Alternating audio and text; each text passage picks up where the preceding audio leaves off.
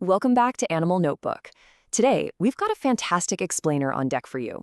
We are plunging headfirst into the fascinating semi-aquatic world of oddly adorable otters. These creatures are just this unbelievable mix of predator efficiency, social complexity, and frankly, cartoon-level charisma. We're going to break down the science, the behavior, and the ecology of these amazing animals. I mean, listen to this quote we pulled from the sources because it perfectly hits the nail on the head. Evolution accidentally designed a creature that looks permanently delighted to exist. It's so true, right? We look at these sleek, highly capable river and ocean predators, and human beings simply see tiny water acrobats. But as you'll see today, behind that permanently delighted face is a fiercely adapted survivor. Here is our quick roadmap for this explainer. 1. Meet the water acrobats. 2. Built for the water. 3. Brains, behavior, and tools. 4. The keystone carnivores. 5. Protecting the otter.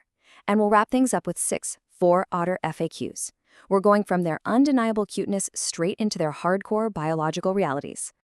All right, let's dive right into Section 1. Meet the water acrobats, the Mustelidae family.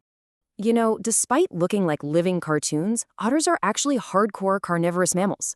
They belong to the Mustelidae family, which, surprisingly, makes them close cousins to weasels, badgers, and even wolverines.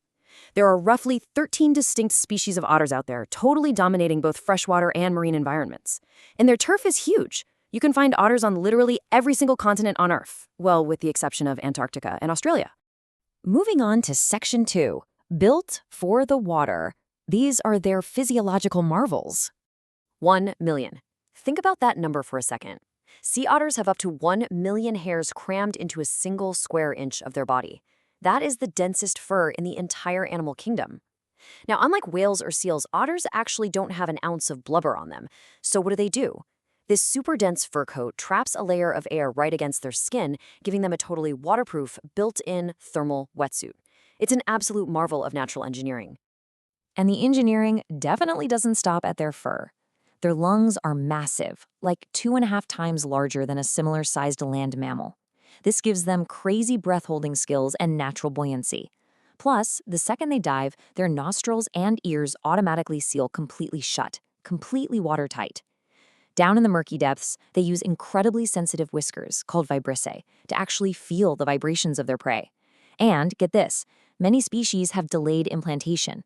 That means an embryo can just chill, staying dormant for months, so the mom only gives birth to her pups when the environmental conditions are absolutely perfect. Okay, Section 3, brains, behavior, and tools. Let's talk social dynamics. Otters have a seriously dynamic lifestyle. We all know they're famous for being playful, right? They wrestle, they juggle, they slide around, but this isn't just goofing off. It's deeply tied to their intelligence and survival, helping the young ones develop critical motor skills. In fact, otter moms have a pretty hardcore teaching style. They will deliberately injure their prey and just let it loose in front of their pups, strictly to teach them how to hunt and capture a moving target. Talk about tough love. And this brings us to a really cool comparison between the two main types of otters. On one side, we've got the marine-dwelling sea otters. These guys are the heavyweights, the largest species, and they hang out in these massive single-sex floating groups called rafts that can have hundreds of otters in them. They're also our famous tool users. Contrast that with river otters.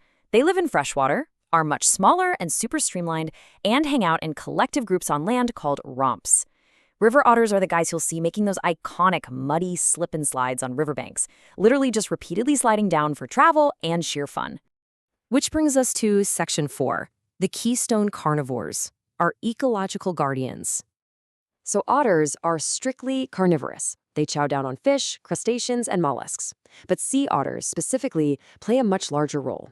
They are what we call ecosystem engineers and a keystone species. See, they have a massive appetite for sea urchins. And if sea otters weren't around to keep the urchin population in check, those urchins would overgraze and completely devour ecologically critical kelp forests. So literally just by eating their favorite snacks, otters protect these underwater forests that house countless other marine species. Now let's look at Section 5, protecting the otter, the conservation reality. Taking a look at this data from the IUCN, the reality is that many of the 13 species are having a really tough time. The giant otters down in South America and the sea otter in the North Pacific are both officially listed as endangered, while the Eurasian otter sits at near threatened. Historically, they were devastated by the commercial fur trade, but today the threats are things like massive habitat degradation, getting tangled in fishing nets, and oil spills. And oil spills are uniquely catastrophic because the oil completely destroys that air barrier in their fur we talked about, which leads very quickly to fatal hypothermia. But hey, it is not all bleak. I want to remind you of the good news here because when given a chance, nature bounces back. Thanks to some fiercely dedicated conservation programs, strict international protections, and habitat restoration, populations like the sea otter and the Eurasian otter have made some absolutely historic comebacks. Seeing these creatures thrive in pristine ecosystems today is a direct result of ongoing, passionate conservation work. And finally, Section 6, 4 Otter FAQs, the Encore. To wrap up our explainer, I am so pumped to get to this highly requested finale. We dug through your comments and our source materials to answer 4 of the most frequently asked questions about otters. Let's start with FAQ number 1, which is probably the most common question of all. Why do otters hold hands? It's easily one of the most famous and adorable animal behaviors on the entire internet, but there's a real biological reason behind it. It is purely about survival and sticking together. Sea otters will hold hands with one another so that their raft doesn't just drift apart in the strong ocean currents while they sleep. It's basically a living anchor. And if they aren't holding hands, well, they'll often wrap themselves up super tight in giant strands of kelp, anchoring themselves in place so they don't accidentally wake up miles and miles away from their family.